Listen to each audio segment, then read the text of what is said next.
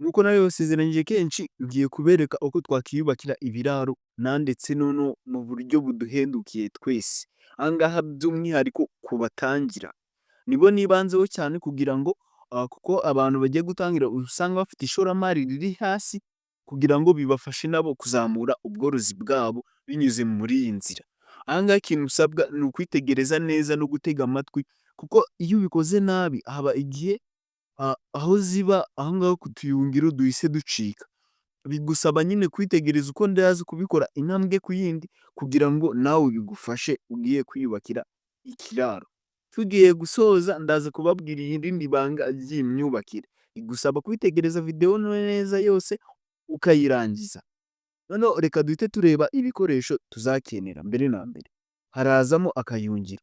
Akayungiro tuzi akamaro kako ni ako gutarurisha hasi kugira ngo amahurunguru ajye anyuramo n'ibindi n'amaganga n'indi myanda yose. Ikindi tuzakenera imbaho. Imbaho nazo muraza kubona akamaro kazo. Dukenere n'ibiti. Hafi aho ngaho duhite dukenera n'imisumari.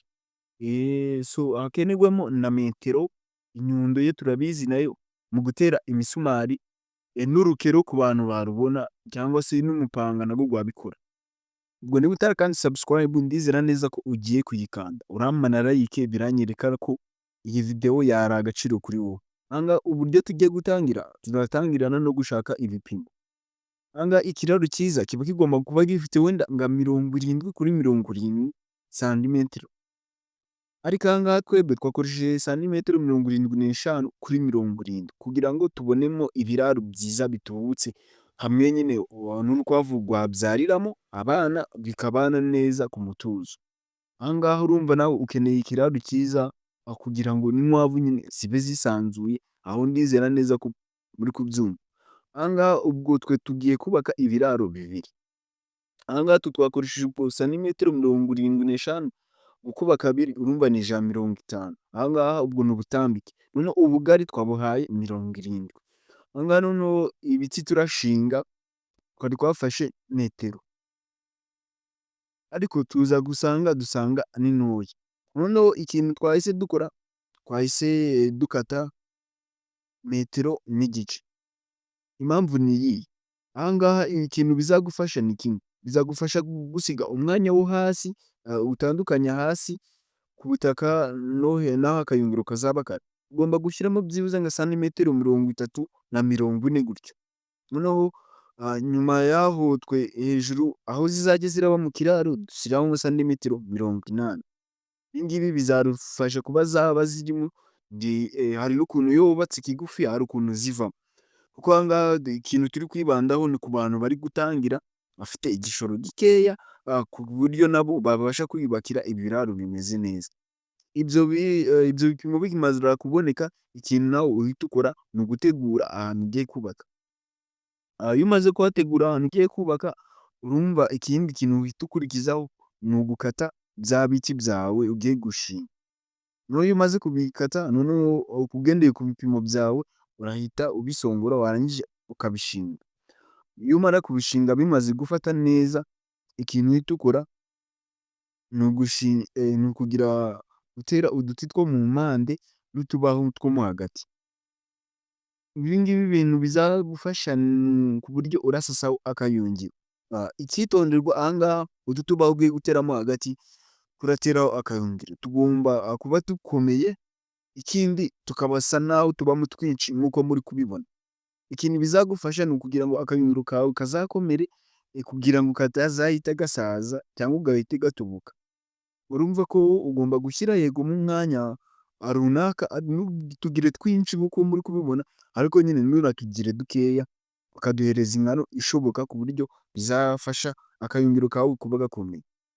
Noneho aha ngaha ikintu uzahita ukora ni ugusasaho ka kayungiro kawe wapimye warangiza ukagakata.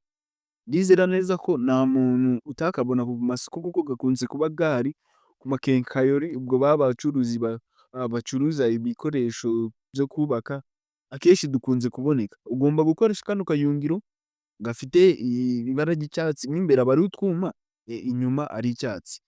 Noneho warangiza ukagatera ukoresheje imisumari ya seni eshatu. Impamvu mvuze seni eshatu nizo zikwiye kariya kayungiro kuko bizagufasha no kuba nyine kafata, kuko iyo ari munini biragorana ko kafata, ariko iyo ari mutoya niho gafata. Ikindi ukamenya ko wateyemo imisumari myinshi hagakomera. Ibi ngibi bizagufasha kuba inkwavu zitazahita zisa nk'izitebera, usange n'akayungiro gacitse vuba, nyine nibwo bizaba bikomeye. Ugomba kwibanda kuba wateye neza akayungiro kawe, kuko bizafasha inkwavu zawe kuba zaba ahantu hameze neza ndetse hatekanye. Ikintu uzahita ukurikizaho ni ugushyiramo utubaho two hagati dutandukanya ikiraro kimwe n'ikindi. Aha ngaha twakoze ibiraro byo hasi, ntabwo twakoze ama etajeri. Noneho aha ngaha iyo umaze gutandukanya ibiraro kimwe n'ikindi ukoresheje utubaho, kuko ahandi ibindi byo uba usanga aho ngaho tugiye gushyira utwo tubaho turahashyira nanone utuyungiro, ugasanga ariko birahenze. Niyo mpamvu twahisemo gukoresha utubaho, kuko nabyo ntacyo biba bitwaye. Ngombwa ni uko wizera neza ko wahateye neza, ukajya ushyiramo utwanya dutoya two kugira ngo nyine hajye hinjiramo n'akayaga. Then iyo urangije guteramo utwo tubaho two hagati, uduteramo na tuno tubaho nanone twaha ku mpande, kugira ngo ikiraro cyawe kibe gifunze gikorotiye neza. Aha ngaha iyo ubirangije ibi ngibi, navuga ko ikiraro cyawe kiba kiri kugera ku musozo, nk'uko namwe muri kubyirebera. Iki kiraro kiba kimeze neza, washyiramo inkwavu izo ari zo zose, yaba inyarwanda cyangwa inzungu, zikabaho neza mu buryo nawe ubona ko wishimye. Noneho reka mbabwire ka kantu nabasezeranyije, gusa banza ukore subscribe niba utarayikoze. Uko tumaze kubibona kuri iyi video y'imyubakire yacu, mwabonye ko twakoresheje akayungiro. Gusa muri mwe hashobora kuba haba harimo abantu bagira ikibazo cyo kukabona aka kayungiro, bakaba nyine batakabona. Gusa mfite ikindi gitekerezo, hari ubundi buryo nzi twakubakamo ikiraro cyiza kandi bitadusabye akayungiro. Ese nabyo nzabibereke? Igisubizo niba ari yego, andika muri comment ngo yego. Reka tuzahurire ku yindi video nsobanura iby'aka kayungiro.